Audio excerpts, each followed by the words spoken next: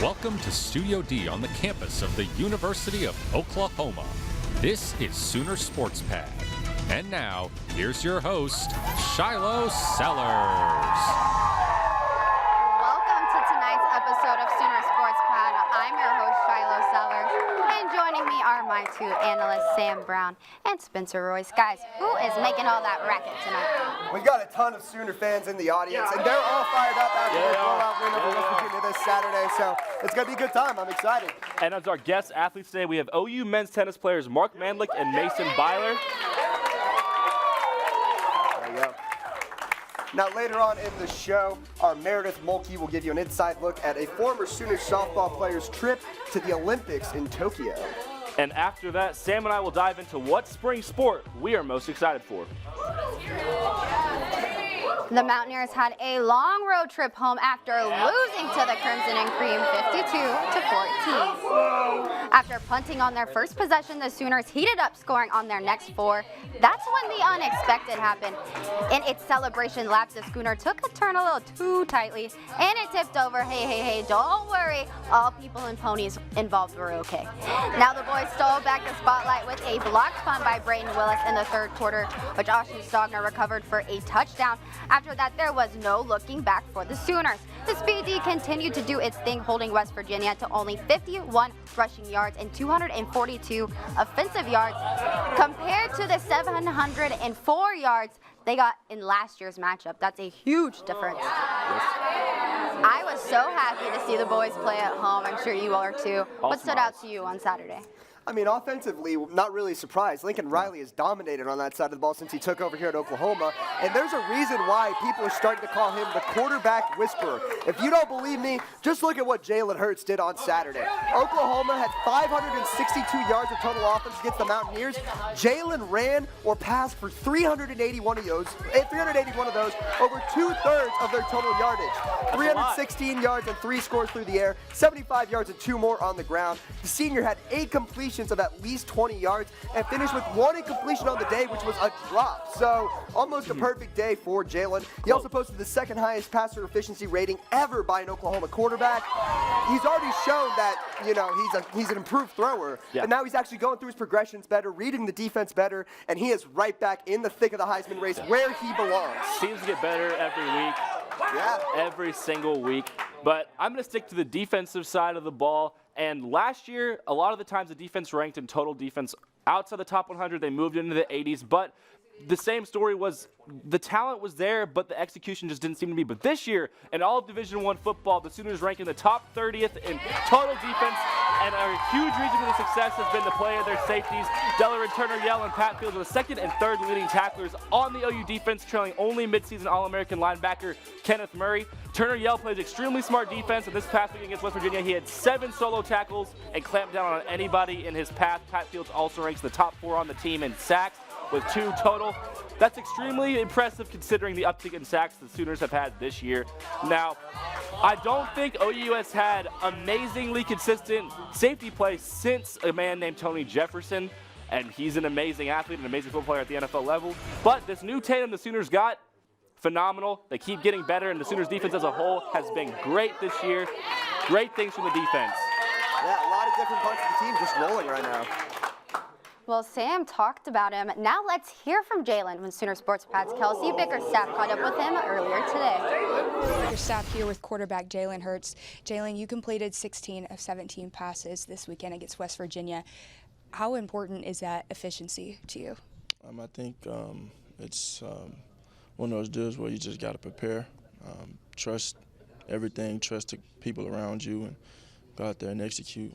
I think right now, Kansas State week, I think we're putting our focus on them, and that's some of the past, so we're going to try and go out there and handle our business this week.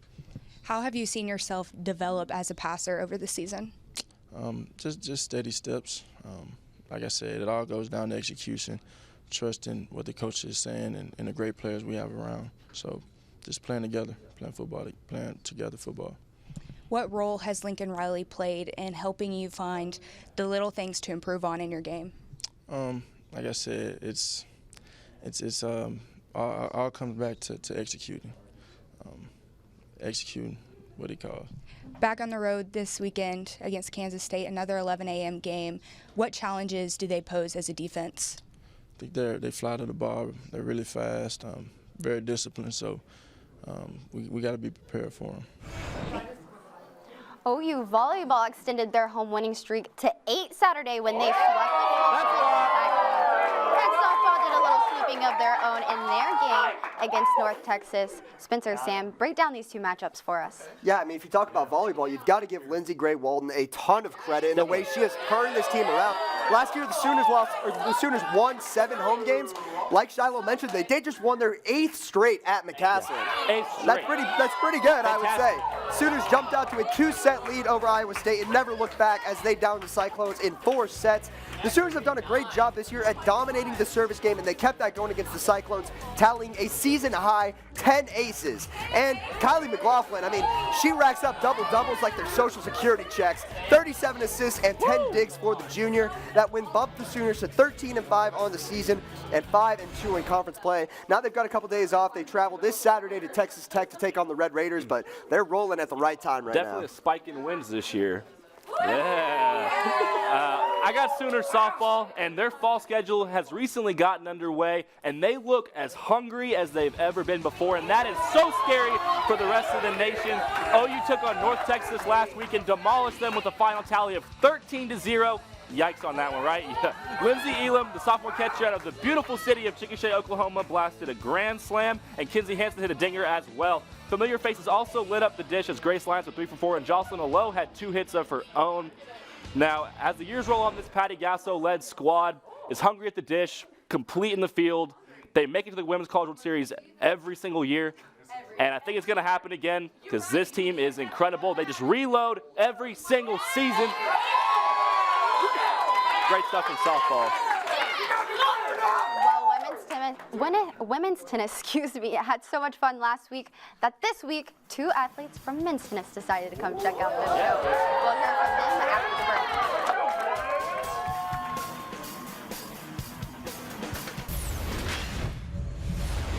Sooner fans are used to seeing star softball player Nicole Mendez in an OU uniform on Marita Hines Field, but Sooner Sports Pat's Meredith Mulkey tells us that come next summer, we can catch her in a different uniform for another team that she's also proud to be a part of. Win after win, the feeling is nothing new for OU softball senior Nicole Mendez, but the victory on August 31st, 2019 hit a little closer to home. Strike 3, and for the first time ever, Mexico is going to the Olympics in softball. The Mexican national softball team made history that day, defeating Canada 2-1 to qualify for the 2020 Olympics in Tokyo. This is only the 5th time softball will be included in the Olympics. It was introduced in 1996 but removed after the 2008 Games. Mexico is one of 6 teams competing next summer alongside USA, Japan, Italy, Canada, and Australia. Not a lot of people believed that we could do it, so for us to be able to prove them all wrong and to make our families proud, to make our culture, to make Mexico proud, I think was something that was incredible.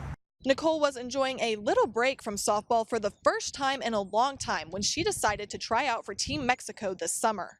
My dream since I was little has always been to go to the Olympics, and so if this was a way that I could go to the Olympics and represent my heritage and my culture, make my family proud too. From Oklahoma to Tokyo, Nicole's goal remains the same: inspire others.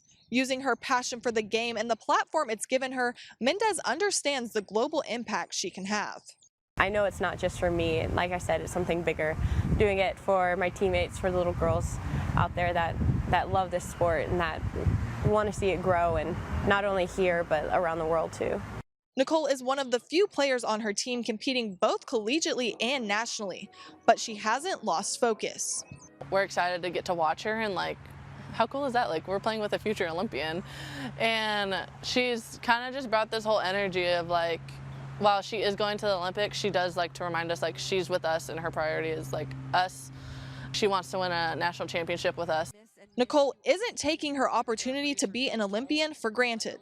The experience is something that not a lot of people get, and so for me to be able to do that through playing the sport that I love is going to be incredible.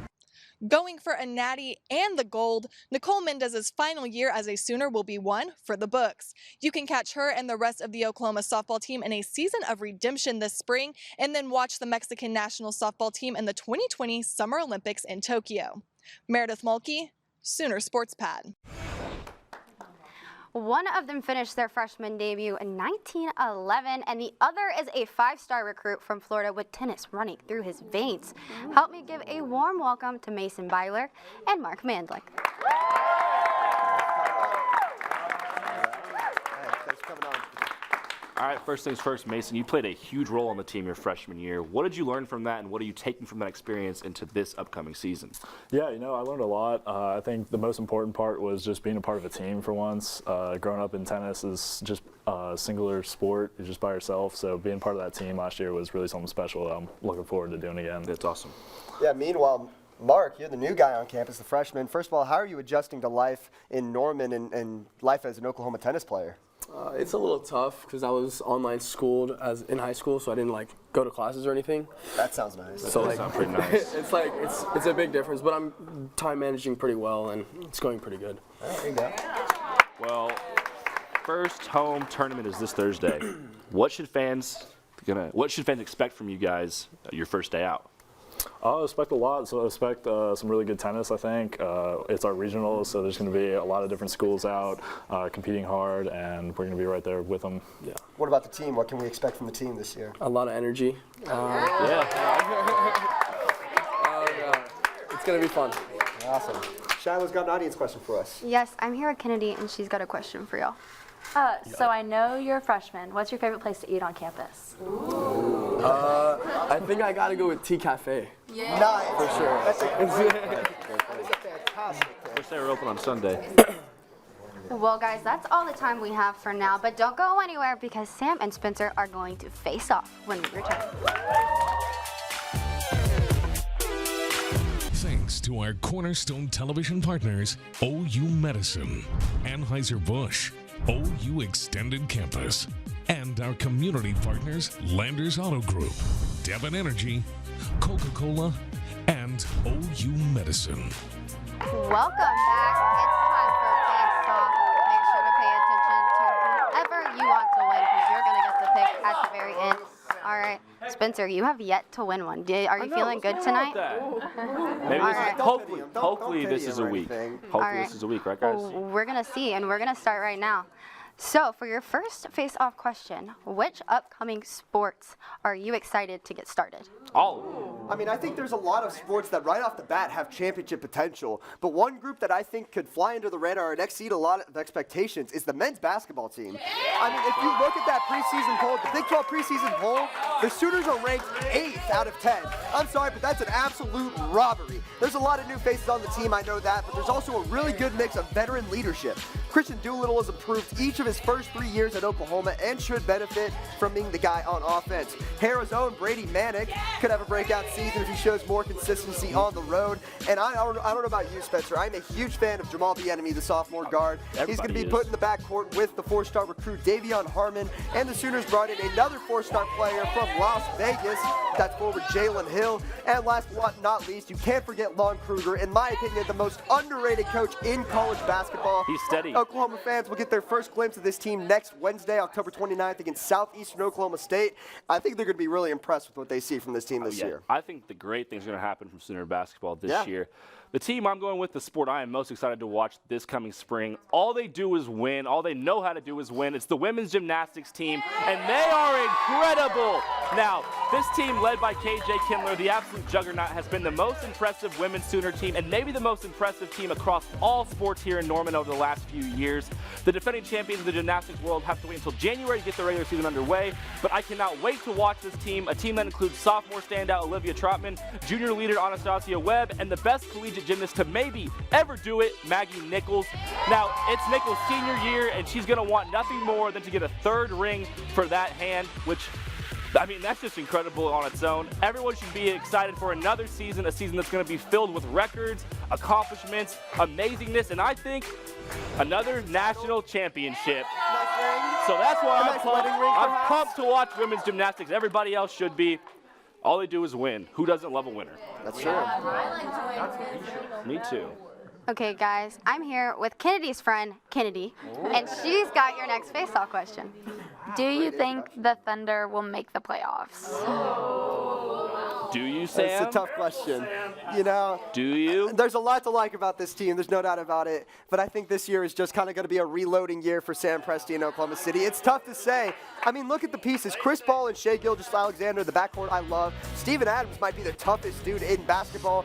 But this is more about who they're going up against. For starters, look at the teams they traded their stars to.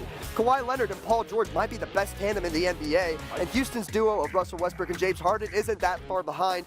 Spencer's Lakers, the Nuggets, the Jazz, they're all locks to make the playoffs this year. Damian Lillard's going to get Portland to the playoffs if he has to carry the entire city on his shoulders to get there.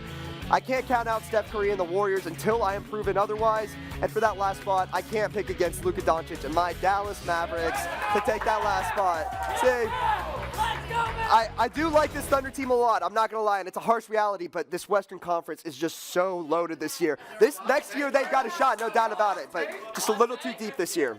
Well, it seems a lot of people, including Sam, are just going to count out the Thunder before the year even starts. So I think that they're actually going to make the playoffs, and I'm going to tell you exactly why right now. Now, they just lost their franchise cornerstone, Russell Westbrook. And yes, Paul George requested to leave the squad and join Kawhi Leonard because he is weak. But you would be an absolute buffoon to think this team can't put the necessary pieces together under Sam Presti to make the playoffs this year. They don't have a ton of star power, but they're not built to tank or lose for that matter. Chris Paul is a top 35 player, Gallinari can light it up from deep, and Steven Adams is a great force down low. Shai Gilgeous-Alexander contributed heavily to a playoff team his rookie year while he was on the Clippers. And now that's better than most top four line in the entire NBA, if I have to say so myself. There's way too much talent on this team to bottom out. Thunder fans, 538, the very trusted sports website, huge group, they think the Thunder have a 51% chance to make the playoffs. So with those odds, that means they're going to make them. And I know a lot of you have heard this before, so I'm going to say it to you right now. Why not?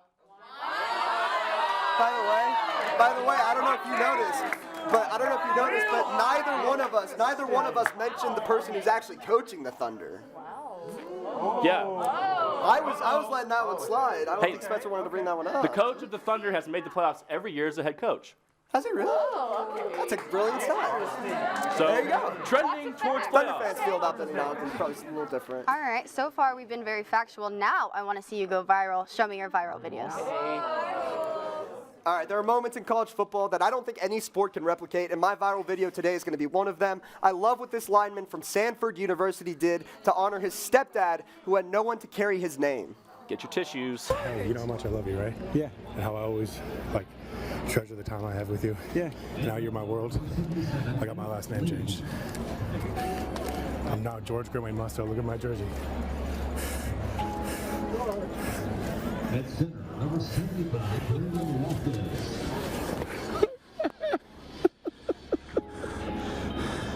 I mean, how about that video? Legally changes his last name to his stepfather's and honors him by changing his jersey number to that. That's one of the great things about college sports, and I don't know. I just love that moment. Yeah, that was very sad. It was a very touching video. I mean, it's happy, but it made me sad because I almost cried over here. But I'm sticking with college football. It's not going to be nearly the same as what he just showed you. But I found probably the worst play ever to be put on a football field. So why don't you go ahead and check it out. There's a lot of bad ones. Oh my, replay that. I don't even know what they were gonna do because they didn't get far enough to even get the ball going, and they all fall down. Now, that is the worst play I have ever seen in my entire life, ever. Absolutely. Can't say much about that. Cut them all. Cut them all. Cut them all. Cut them all. Okay, guys, let's crown our winner. Give it up if your favorite was Sam. Always working for the win, always. Sam is always hard at work so that he can be a winner. Why am I hearing boos? Did I just hear boos? Well, you didn't pick the Thunder. I heard boos. All right, let me hear it if your favorite was Spencer. Let's give him the first one.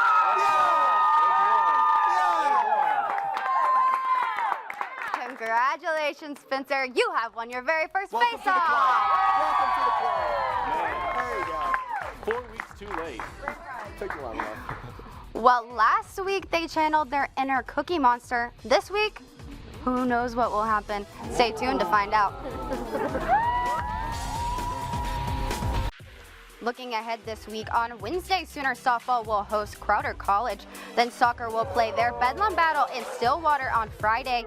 And on Saturday, the Sooners will kick off against the Kansas State Wildcats.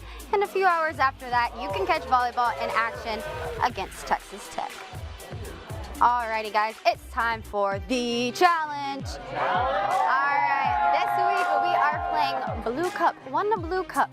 Everyone kind of knows already what you're doing, but anyways, the whole point is to pull one cup off the top to the bottom until you get the blue one at the very top of your stack. You're gonna have 1 minute to win it. Ready? Yeah. Set, let's go. Okay. Mark is speedy quick. One cup up. Sam, literally, Sam, just you're out. You're out. That was terrible. Spencer, let's see if Spencer can bring it up for you. All right. Spencer is going mad over here in this corner. Mason is getting, and we have a winner. Spencer's on a roll today. You win face-off, now you win the challenge. Y'all did really well though. You got about midway through. This guy's just an animal. I don't know. A lot better than I did. All right, guys. Well, make sure to be following us on Twitter and on Facebook. We'll see you same place, same time.